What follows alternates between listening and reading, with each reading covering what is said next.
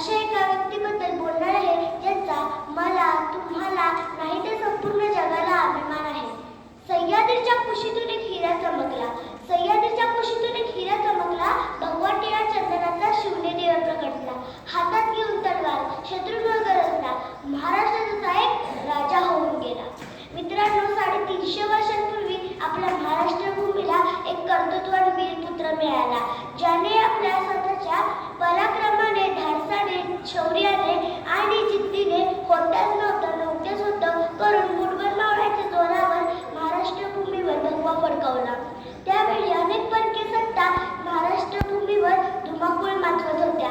मुघलांच्या कैदेत लाखो मराठा मावळे खितपत पडले होते. स्त्रियांची आबरू लुटली जात होती. बायकांचा कुंकांचा धनी मारला जात होता. शेतकऱ्यांना कोणी कैवारी नव्हता. अशा परिस्थितीत महाराष्ट्र भूमीला हवा होता एक झंकार, झगमगता पेटता अंगार. आणि अखेर ती वेळ आली.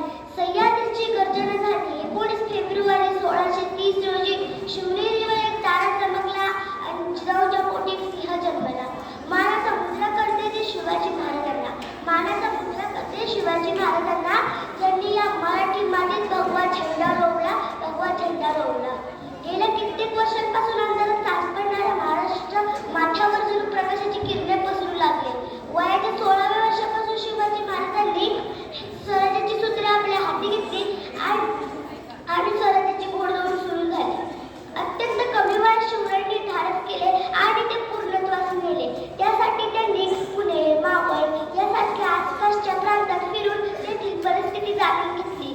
सर्वसामान्य लोकांच्या समस्या समजून घेतल्या. त्यांच्या मनात स्वराज्याबद्दल आस्था निर्माण केली.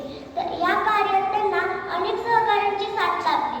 तानाजी मालुसरे, बाजीप्रभू देशपांडे, शिवा काशीद, मुरादबाजी, इसाजी कंक यांसारख्या अनेक सवंगड्यांनी लढाईच्या काळात शिवरायांसाठी आपल्या प्राणांचे बलिदान देताना मागे पुढे पाहिले नाही.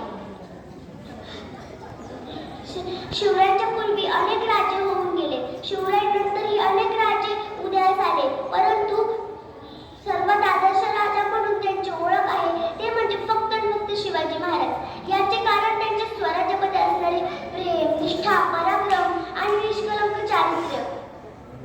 शेतकऱ्यांच्या भाजीच्या देठालाही हात लावता कामा नये असे म्हणत शेतकऱ्यांवर जीवापाड प्रेम करणारे आणि परस्त्रीला आई समान मानणारे शिवाजी महाराज हे एकमेव प्रजादक्ष राजा होते.